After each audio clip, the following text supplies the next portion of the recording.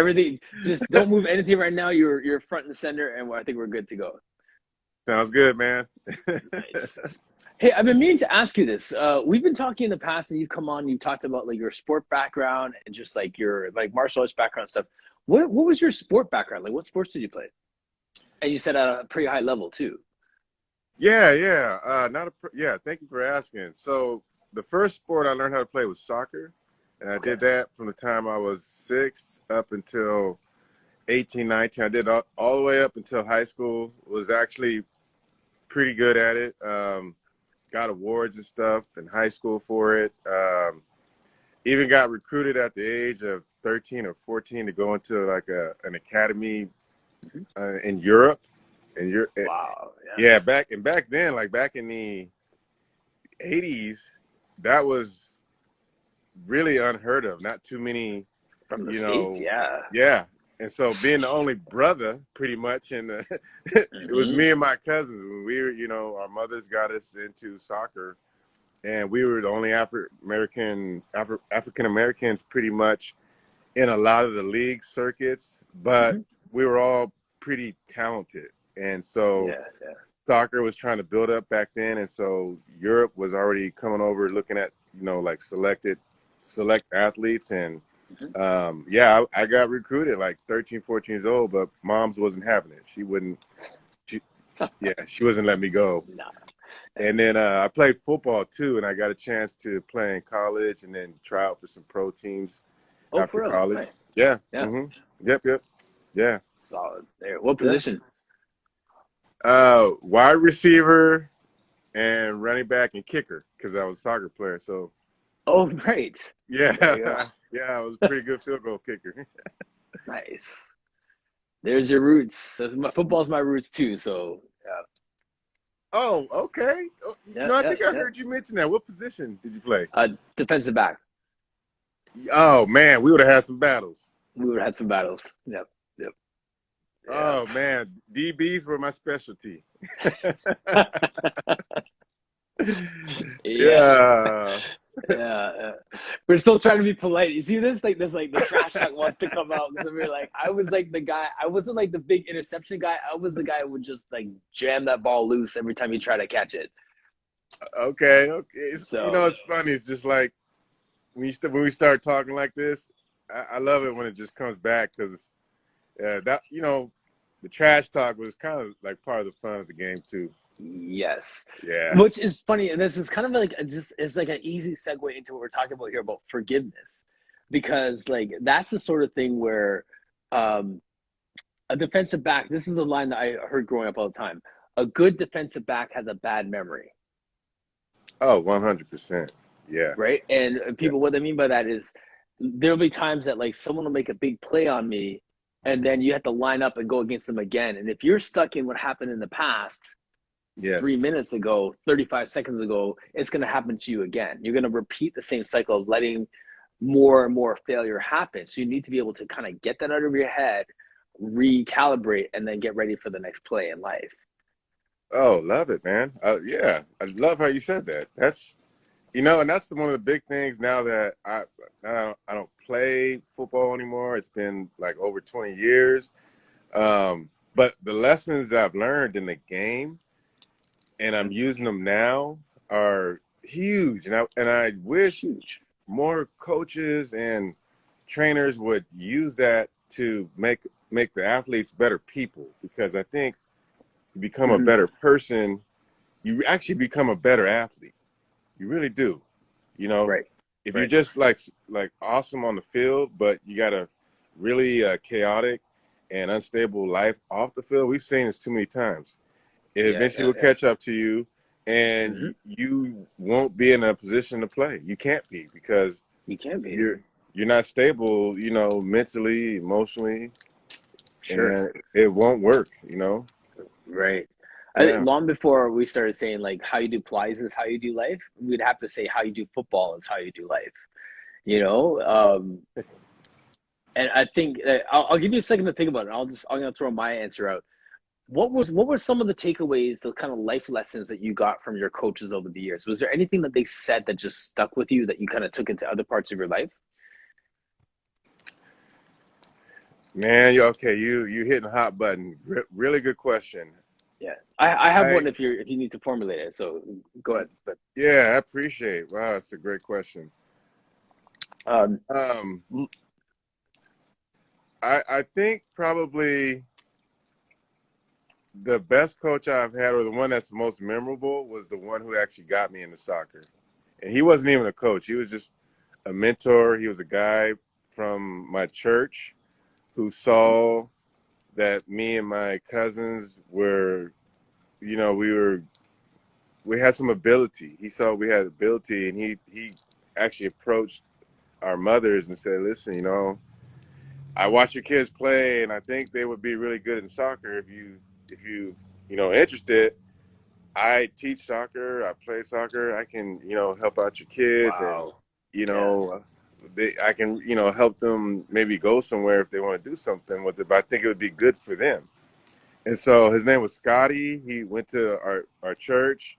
He was also a really good musician. And I remember at 6, 7 years old, him teaching us about, okay, when you play the game, you want to have fun. You want to have fun, and you want to be a good sportsman, and you hmm want to listen to what your coach has to say. yep, And so I remember him just taking time with us, and when we kick the ball wrong, he'd say, "No, no, okay, you're doing good, but look, you can do it better. This is how you do it." And he was just really just caring patient and, with the process, sort of thing. yeah, patient with the process. And I still think about him even years later now that I'm 50, right? And so him pouring into us at that age really set us up to, like, just have a foundation of wanting to get better. Now I've had other coaches that were good, but surprisingly enough, I'm trying to think. Okay, so one other coach that was really good, but it's not in a way that you might think like he was mentoring me. Well, actually, he did, but he actually played professional football too. But the way Yeah, I really appreciate him was that he wasn't a raw person, not at all. He was more like, okay, put the work in, yeah, and you know what, it'll happen. But if you made a mistake, I remember he was always like, hey, you know what? No problem, man. Listen, I just need you to come back, okay? I need you to come yeah, back. yeah. Don't beat yourself up. And so those again are the life lessons that I use now. Like, yeah, For you know sure. what? I want to work hard. I want to compete, and I'm a competitor, but I want to be balanced too. When it's time to care, I want to put as much energy as caring about myself and caring about others as I do working out or competing. I want the same energy. I want people to, feel Yeah, like, yeah, man, this dude is really, concerned about me. And yeah, so, yeah. Absolutely, yeah. absolutely. My guys, one of my coaches at Waterloo, I didn't have an illustrious career by any means at university ball, but I remember one of the defensive back coach and eventually head coach, he used to say this line to us all the time. And I'm going to say this line, and for those in the Pilates space and for all of our positive era people, this is the line that hits for me. He used to say this all the time. He'd say, "Men, you got to be your own man." Mm, And I was like, at first it didn't make sense, but then what he was saying is that like guys would be on the team and they're trying to be like someone else on the team. You have a fast guy, you want to be the fastest guy, you want to be the hardest hitter, you want to be the strongest guy, whatever. And guys like me who are fighting for a starting spot, we're trying to do things like the person who already had the spot. We're trying to be like somebody else. And he kept coming back to us being like, you got to be your own man. What are you good at? And get better at that thing. And that's what's going to get you noticed. I love that. Yeah. That So he, again. so you know, yeah. Yeah. So that was his thing, right? So he's just like, man, you got to be your own man, and it's the same thing here. I'm trying to run my business. I'm trying to grow whatever I'm trying to do or build my, my empire, my following, whatever it is. You got to be your own person in that. You can't go at it from trying to emulate somebody else, and then the world's robbed of who you are.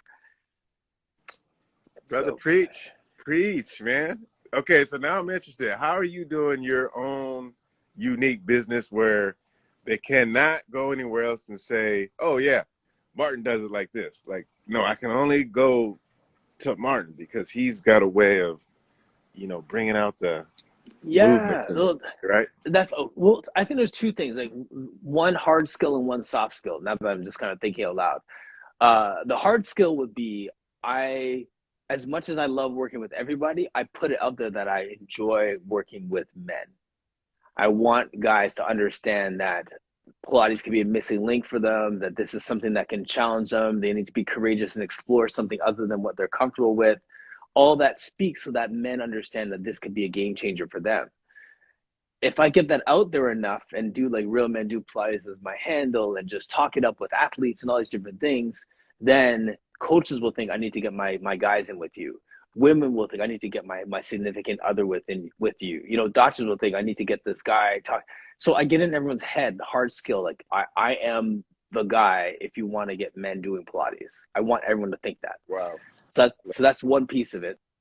And then the other piece of it is Hmm. when they're in here, I just tapping into just like the conversation we're having right now, just listening skill, just being present with them and just like pulling on all that so that they feel like this is, I'm coming alongside them in their journey. Like I'm here to help them. I'm here to listen to what they need and to help them at their point of need. Right. So they can find that with anybody. And I think Pilates, much like personal training, is so personal that there's going to be a perfect fit for everyone. So I don't feel like I'm the only person on the planet doing it, but I know that there's people who are out there who are for me. Absolutely. I love You that. know, That's yeah. really, So, yeah. No, that's but really that great.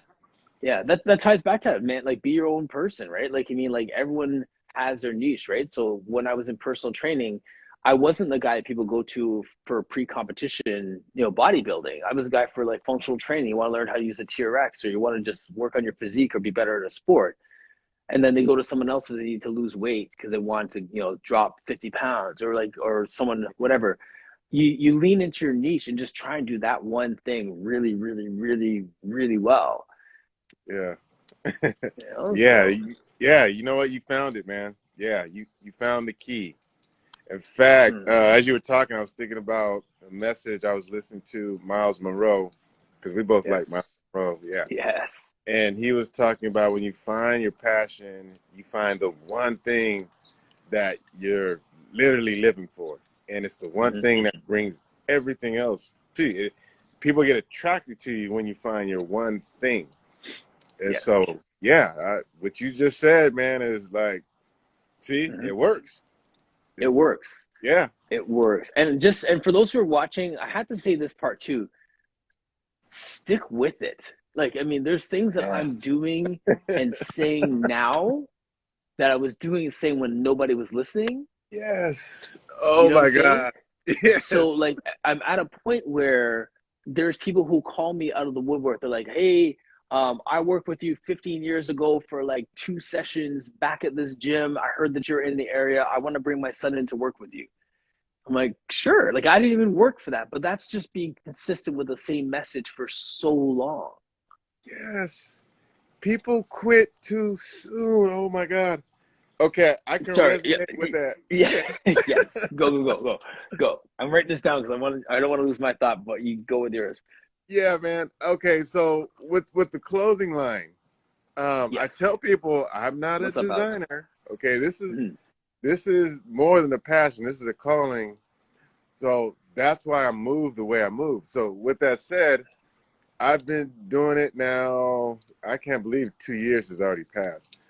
But when I first started, literally, it was like trying to explain to people, okay, well, this is what I'm doing, or this is what I have, and this is my mission. This is my mission to be, Yes. at a certain place one day. But I know I have to build it. So in between, when I get there, whenever I get there, and it doesn't matter, I know there's a certain amount of work I'm going to need to do, and part of it is just Yes. going to be sticking with it. And Yep. so yesterday I was coming from the gym and I was wearing one of my hoodies and it had the big logo for Seat for Greatness. And a lady looked at it and she said, she called me over. She's like, oh my God, what is that and what does it mean? I need to know. Mhm. Right. Yeah. And I was thinking, like, I wasn't really ready to talk because I was kind of tired. I just wanted to go get something to eat. but that's Oh, usually gotta when be it on, happens, man. right? Yep, yep, yep, So I yep. told her, I just, I made it real brief and simple. It's about self growth. And it's about finding, who you are, cultivating it, and Mhm. cultivating that gift, skill, and passion so that you can find your purpose. And she Yes. was just like, okay, where can I get, some of this gear? And I said, well, got some on me. So she went and looked at what I had. She bought not only a hoodie, but she also bought a shirt and was, just interested to learn, even more about it. So she wanted to know all about my Instagram, my Facebook. Great. And Yeah. man, Martin, I can't tell you like what that did to me. It wasn't the fact that she wanted the hoodie and the shirt, which I love. I mean, I love it when people want to buy. But it was the Sure. fact that she got so into it, like I was into it, Yes. and I didn't even have to. What a good feeling. You didn't have to sell it, right? Like you just, No, yeah, I was just yeah, walking around wearing it, being happy, and she yeah, caught yeah. it. But she caught it the same way I caught it without me even saying anything. Yes. Those are your people, man. Yes. Fernando, what's up?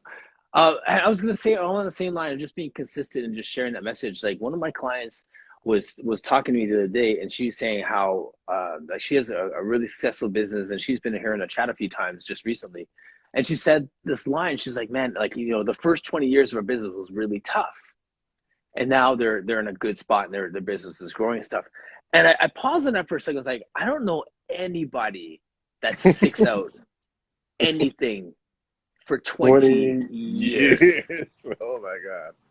That's You know what I'm impressive. saying? Like that level of perseverance. Like I've been doing well, I guess me, I've been doing this for 20 years. Come to think of it.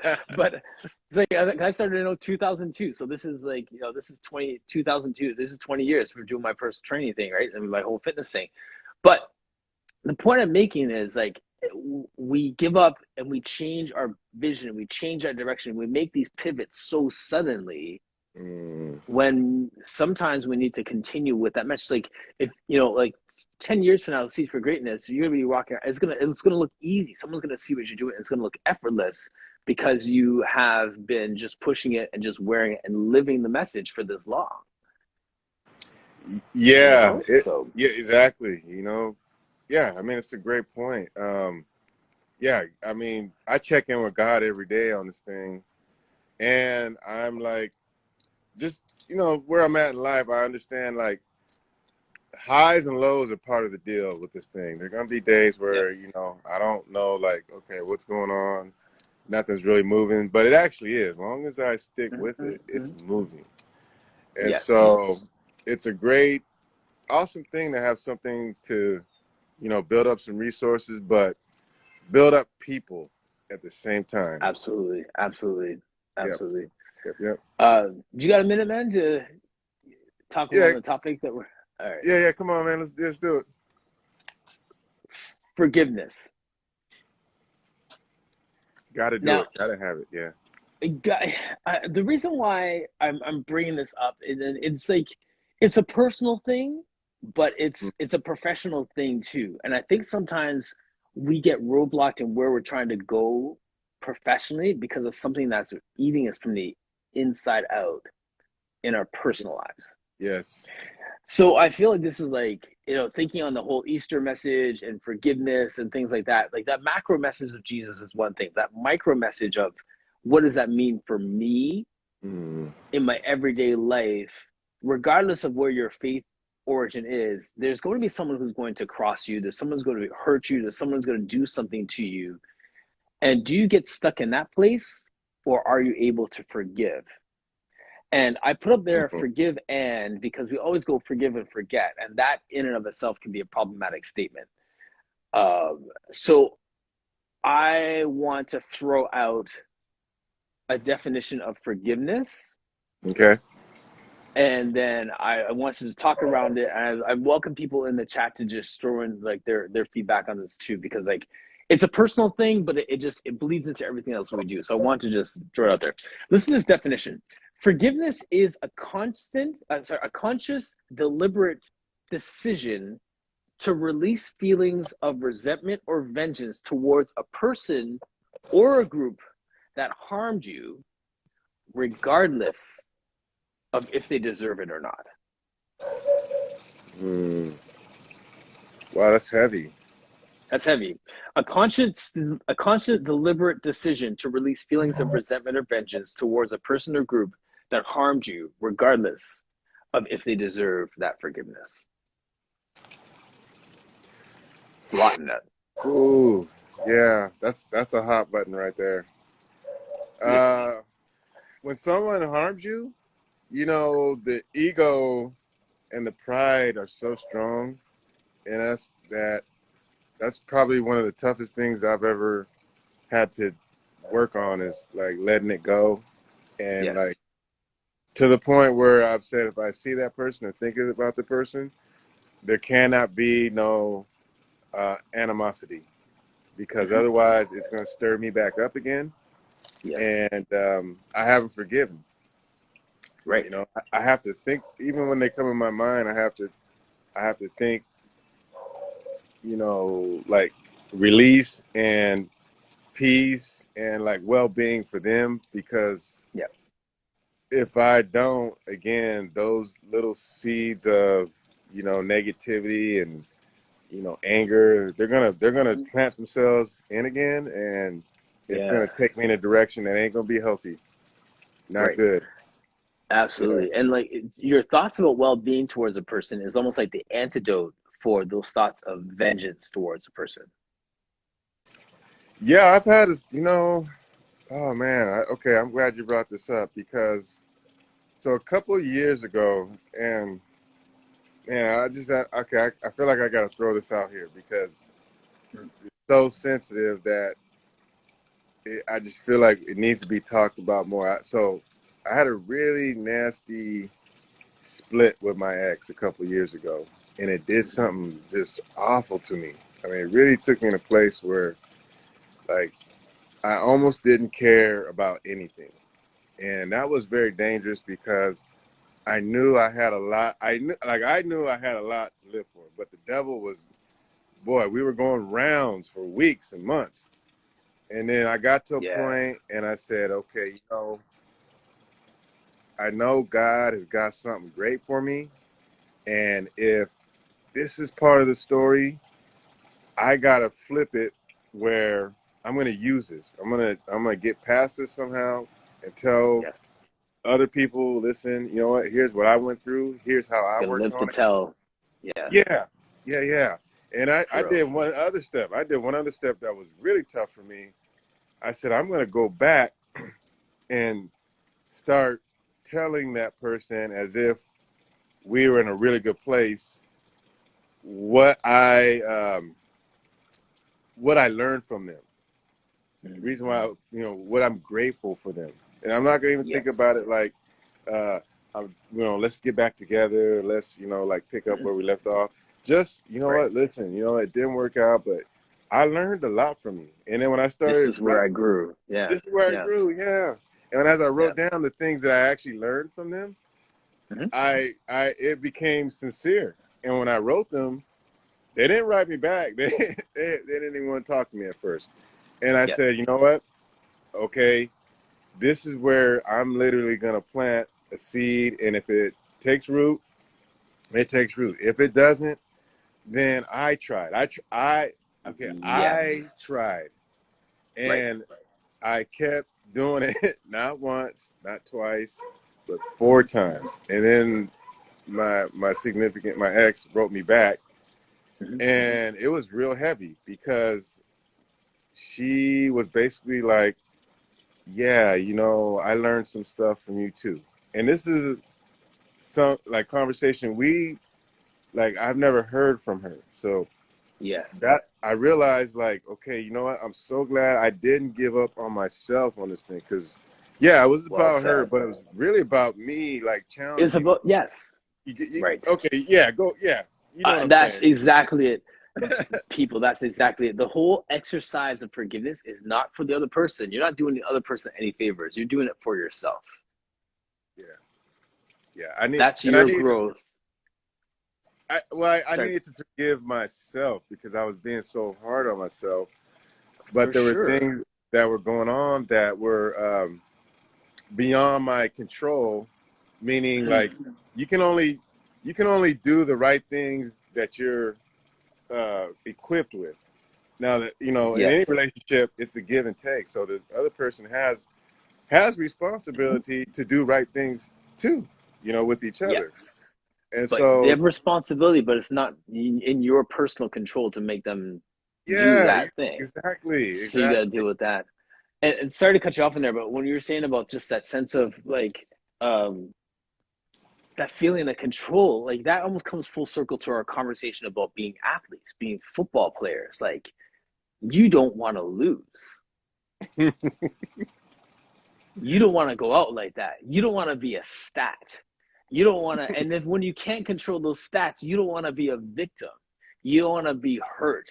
You don't Yeah. want, like, I mean, so you're fighting against all these things. So when you can find that place of forgiveness, when you can find it to look at it from a different perspective, look at how you grow, look at the benefits of it, and then do those things so that you're not trapped in that place of unforgiveness and resentment and bitterness, like you're doing yourself a favor in that, even when you can't control the outcome. Yes, yes, yes, yes, Martin. And so okay, not just with my ex, but also with every other relationships that I had, like with friends and family members. I would start Sure.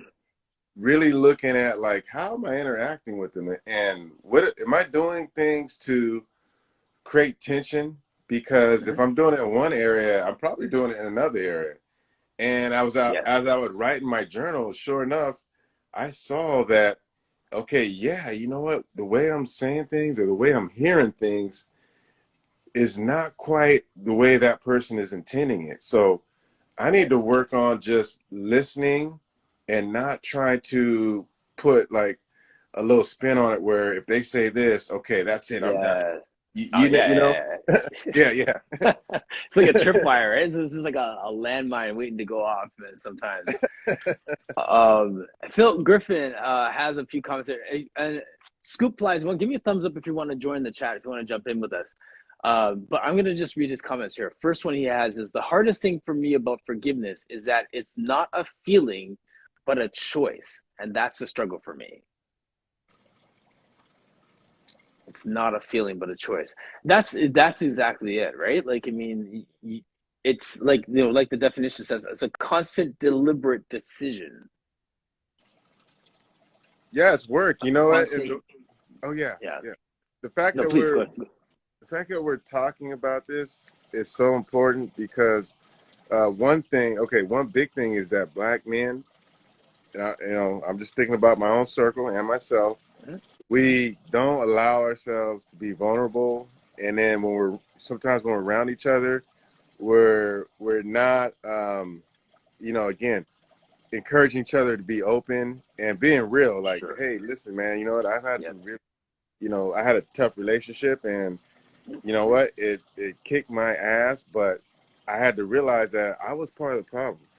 And then I had to Yes. give in and say, listen, even though it didn't work out, I went back to that person and said, I still took a lot from you. I appreciate you, Yes. and I want the best for you. I want the best for Yes. you, That right? piece. Right. Yeah, Yeah. yep, yep. Right. And if I could just add another layer to that, because sometimes we don't have the luxury of having that conversation with the person. Sometimes they have locked us out of their lives. Sometimes it's the loss of somebody and they're physically not there. So there's certain situations where we don't even have the luxury of a conversation and getting the closure of them saying, you know what, I learned something too, that sort of thing, right? So I want to give airtime to that as well, because sometimes, like to Phil's point, yes, forgiveness is a choice and all those different things, but sometimes it's not a two-way dialogue with the person who we need to forgive. Yeah, that's a good one too. Yeah, okay. So I'll say this. If you don't have the opportunity where the person is completely locked you out, then again, it's going to take, in my experience, more work that you're going to have to do on yourself and just say, okay, you know what? There's an element I can't control, but I need to come back to most important thing, which is me, my heart, and my head, and really Thank put it on you. check, right? Because um, for whatever reason, if that person has locked me out, then that says a lot about them for not even being Hmm. open. All Right. right. Right. Now, I can also tell you the my ex locked me out. Mhm. She Yeah. locked me out, and I'm saying this because maybe someone else might be going through this, and that's where the frustrating part for me was where like, hey man, I'm not even getting hurt. What's going on here? But I said, Hmm. you know what? I do know enough about this person where, okay, I don't need a response. I'm just going to throw it out there. And Yes. until they tell me, I don't want, you don't write me no more. I don't want to hear me. When I get Hmm. that, then I have to respect that. But Then you until I fall get back. that, Right. I'm just Yeah. going to keep throwing it, keep throwing it. And Hmm. unfortunately, she was receptive to it, and it helped both Yes. of us. But Yes. there's other situations where that doesn't happen, and I think that's where, for me, I would go pray because I'm going to need God to like show me, okay, Hmm. I need your help on letting this go Yes. because I want to do the right thing, but I'm not able to, be in position for the person to hear me. So Sure. Yeah. yeah. Uh, now, all that is so. I mean, I really appreciate you sharing that because I mean, as you may or may not know, I have a similar story going through my divorce and the challenges in there, and how it's brought me to the place I'm in now to be able to reflect on those things. So this is real talk for me as well. Like, it's I've been there. I feel you on that. Um, the the element too that I want to get to is that I didn't put forget in there, and we were talking about that, like forgive and forget. And this isn't about forgetting what happened. This is so much more about your choice of what you want to do with it. And if we want to get to into scripture for a second, it always says like, I did my counseling, and one of the when I did my course, one of the verses that he came back to look for us to look at was where he says, the Bible says, where God says, I will remember it no more. Hmm. And you know what I mean? So it says Wow. like when it says like as far as the east is from the west, I will remember no more, your sins no more. And the point that this prophet was getting to was not to say that we are supposed to forget things that happened, is that we're not supposed to remember, put them back together in a way where we feel the pain again, where we feel the hurt again. And the point is that we can go back to those places. We can remember how we felt in those times when my marriage ended or whatever it is. And we can look back and look on the pain, but also recognize the fact that we've moved on from there, that we've forgiven that person, that we are not stuck in that place that we were. Like we've chosen for our own sake to move on. So this could be a professional relationship where a business person has cut you off, or interpersonal relationship thing. We can we don't have to forget those moments, and I'm not promoting that you just kind of pretend it never happened. I'm just saying like we can have these conversations about how the situation happened, but not be in that same emotionally loaded place that we were when it happened. Yeah, that's really well said. How did you do You it? know, How did you work through it? um I, how did I do it? I got, it's funny, one of the simplest pieces of advice I got at my lowest point was just to simply remember the good things that have going on in my world. Mm. And it seemed like the basis of of advice, but I was in such a low spot that when they said just think about the good things that are going on in your life, and I could think about my kids, I could think about the fact that I had a job that I could Mm. come back to. As a personal trainer, I didn't let my clients know that I was going through my split, so I would come into work and enjoy my clients and just dive into helping them get to their goals, and just I poured bell to bell. I was in work and loving every second of it because it was my safe place. You know what I'm Mm. saying? So like I was loving my clients, I was loving my kids, I was loving all these other things. And I started to just shift my gaze to the things that were going well in my life and off of the fact that my marriage was dissolving at the same time. That, you know what I'm saying? Like I would have a fun day at work and be dog tired, but enjoyed every client. And then get home, and Stefan, honestly, I would get to my front door and I would stand there with my hand on the doorknob, Yeah. trying to get the energy to walk into an empty house, Wow. or trying to get the energy to walk into a house with a spouse that I knew did not want to be there anymore. You know what I'm saying? So like Yeah. Yeah. it took the time to focus on the good things to get through it until I can kind of process the bad stuff. You know what I mean? So that's really how I got through it. And over time, I would just get to a place where I am now, where I have a good relationship with her. I always check myself in the way that I share that story. Like, do I share the story like I'm a victim, or do I share the story like something that happened in my past? And Awesome. Yeah. I know, back in the day, if I bumped into someone, it'd be like, yeah, this happened to me. Yeah, this happened. Yeah, she did this. Yeah, and my Right. messaging was it was pure venom, right? Like every conversation. Yeah. And Yeah. now I can look back on it and be like, all right, so this is what happened. Here are the facts. Here's where I'm at. And if you're going through the same thing, I know it's tough, and I can have compassion without going to, yeah, you know what happened to me? You know what she said to me? Like, you know what I'm saying? Yeah, so I'm not doing that stuff anymore. Yeah. I refuse. I've done my fair share of vilifying the people that have wronged me, like that. Yeah, that gets you nowhere. I love it, man. This is seed for greatness. Really is. Mhm. It really is. As you were as I was listening to you, a couple of things came to my mind. So yeah, I had some similar experience where yeah, I was disgruntled, like upset still, and there were like seeds of animosity in me still. Mhm. And as I was working through my struggles, one thing that came to me, or God just put on my head, God really put this in my head. He showed me very clearly.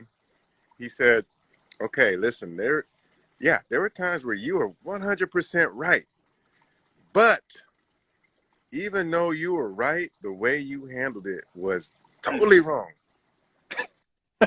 Deal with that. Deal with it. totally wrong.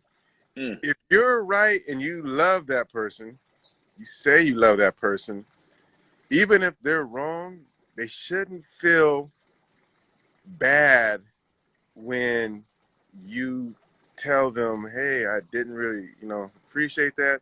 It should be something where they still feel like, you know what, I was wrong, but I want to make it right.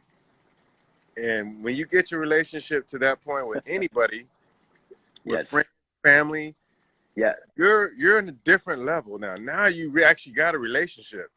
And when Right. you don't care, even if you're right and you don't care to be right, but you want your Hmm. spouse to feel like she's right, even though she's wrong, that's another level of love. And I had to be real. I was like, Yeah. okay, I missed it. I didn't build that with her. Hmm. I didn't build that with her, but now I know. Now I know like it's not enough for this right and wrong thing to be like a Hmm. thing. Whoever's Right. right, whoever's wrong, okay, whatever. But each other should be still pointing each other like, okay, you know what? It happened, but you know what? For You're the person I sure. want to be with, right? Or Well, you're my boy. You're my boy. Listen, I yes. didn't like the way you said it, but you're my boy, and I just had to tell you, man. Oh, Right. okay. Exactly. So glad you told me. And then boom, you We were know? talking about this last week. Like, when there's a conflict should make a relationship richer. By the time you get to the end of it, because it's not me fighting against you, it's us fighting for this.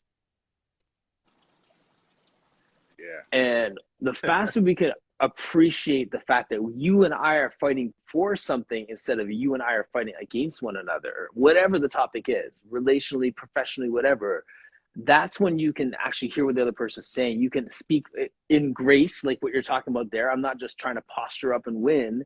We're trying to just get somewhere with this, right?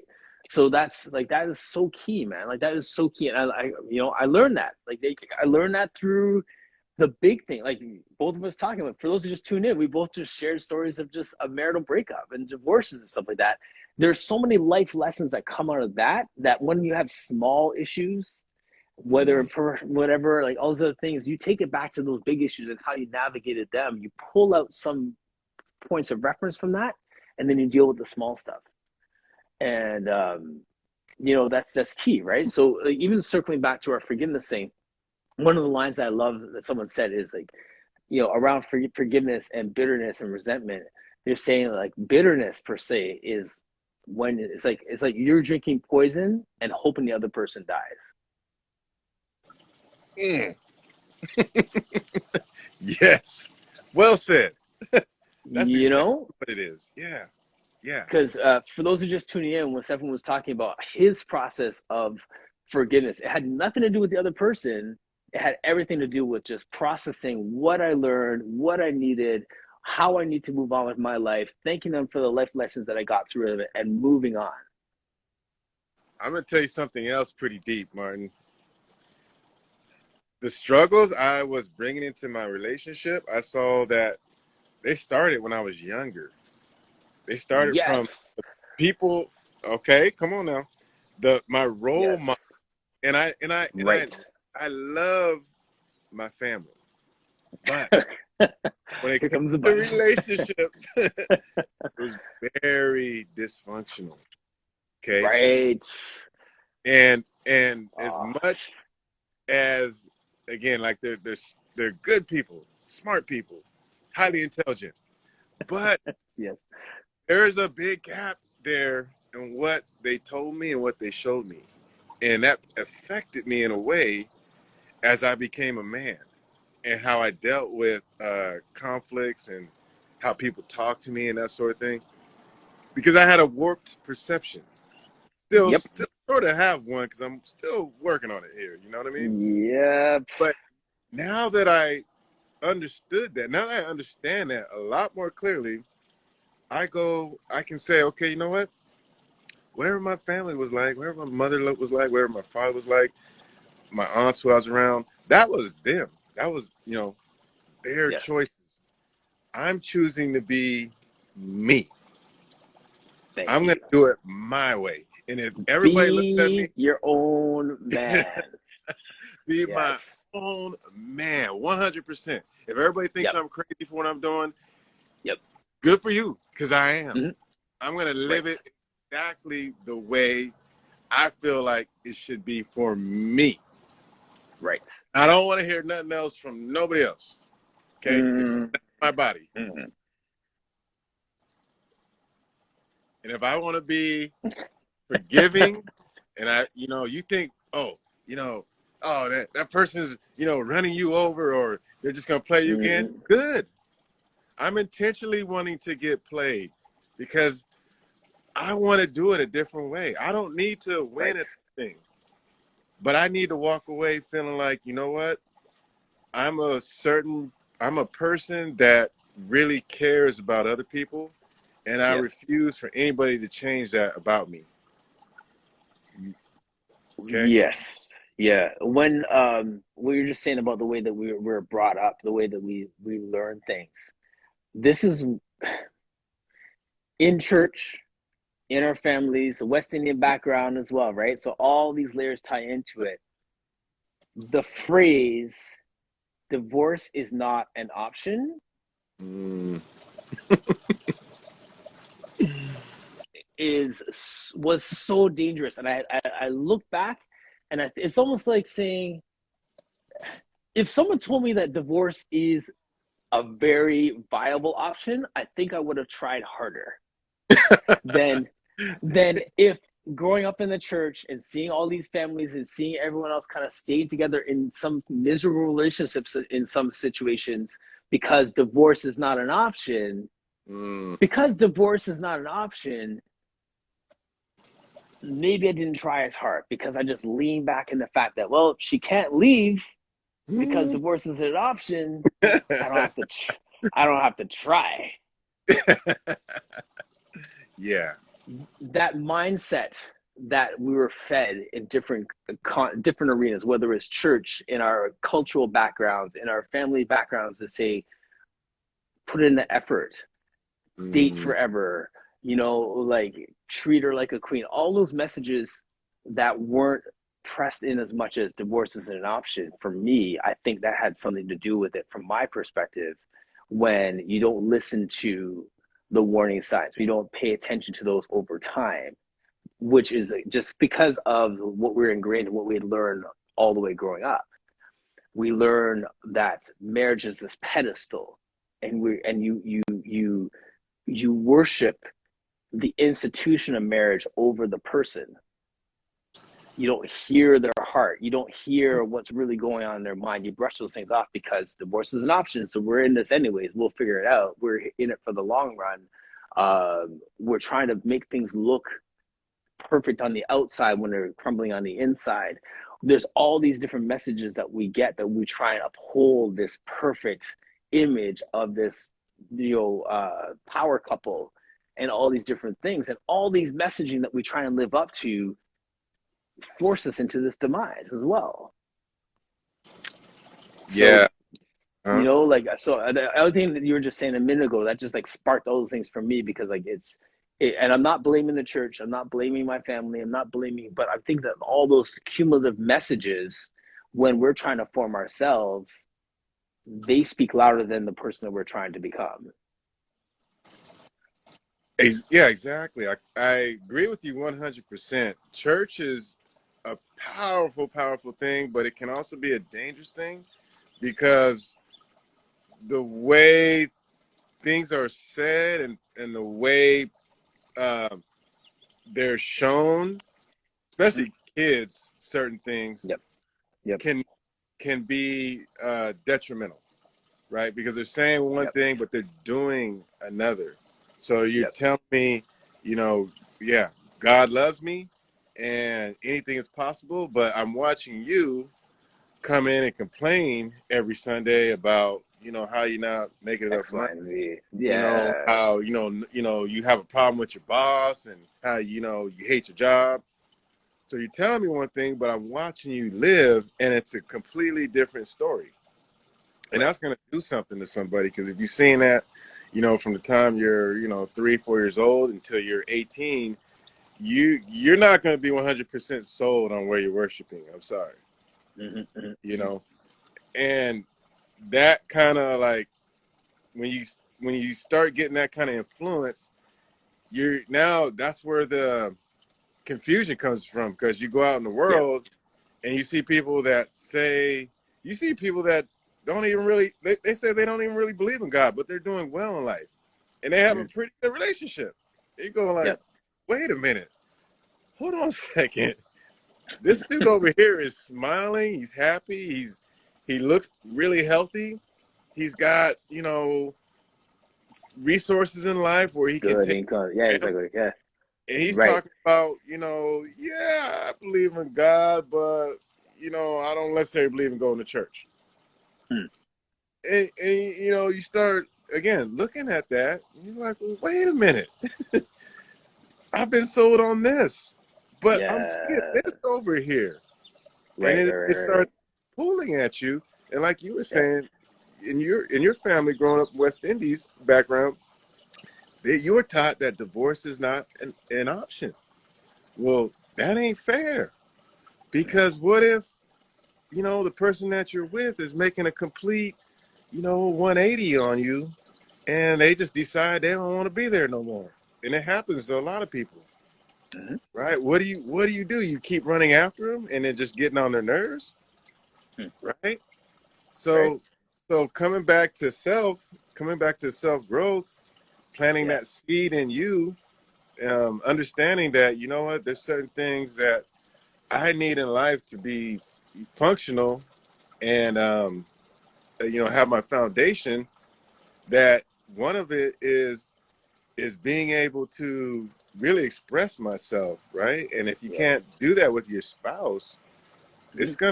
it's gonna cause some issues. It's gonna hurt, actually, because you Right. need to Right. speak and be heard. Same thing, vice versa, for your spouse. She needs to Right. talk to you in any old way. Well, not any old way, but be able to just freely talk Comfortably. Yeah. Absolutely. Freely. comfortably. And we have to listen, even when we don't, like what's being said. that's probably when we need to listen even more. Even more. Right? Absolutely. You Yeah. know, honestly, we didn't say the word grace, but like that's exactly what you're talking about there, where you can speak with grace. You don't have to, uh, like what you were saying about the forgiveness thing and people like challenging you on the way that you're approaching things. That looks like you're getting walked all over. All those things help to formulate who exactly you want to be. And there's times when you have to walk in humility, and even though it has the appearance of someone's taking advantage of you, you're doing what's best for you, and you're going to win in the end. And that winning is your own peace of mind, your own sense of identity, that own your own autonomy, and not living in that place of unforgiveness or bitterness or resentment. Like just creating space. I've used that phrase in the past, just creating space, right? And I think that that is so um yeah, yeah, Yeah. just someone just put that point into like not just listening with your ears, but with your heart too. Yes, exactly, Gretchen. That's Oh, perfect. Gretchen. Thank you, Gretchen. Yeah, appreciate that. I I had put a phrase here. This is the thing I was musing on. I was gonna do like a vlog yesterday driving. I never got around to actually driving yesterday, but um, that whole notion of unforgiveness and this kind of capturing everything we were talking about here. There's times when we have to go back to that place of like you think I don't know if this happened to you, but like especially in the marriage divorce like marriage split piece where you think you're over a situation and then it pops up in a different context and you realize that like you're not as good as you thought you were. Yeah. Yeah. So within that when like it's just like it comes with like a different nuance and you realize that you feel the exact same way as when you thought you're in another place where you handled it. I want to be in a place where if I go back to the place of unforgiveness, I'm a foreigner in that country. I'm not a resident there. Hmm.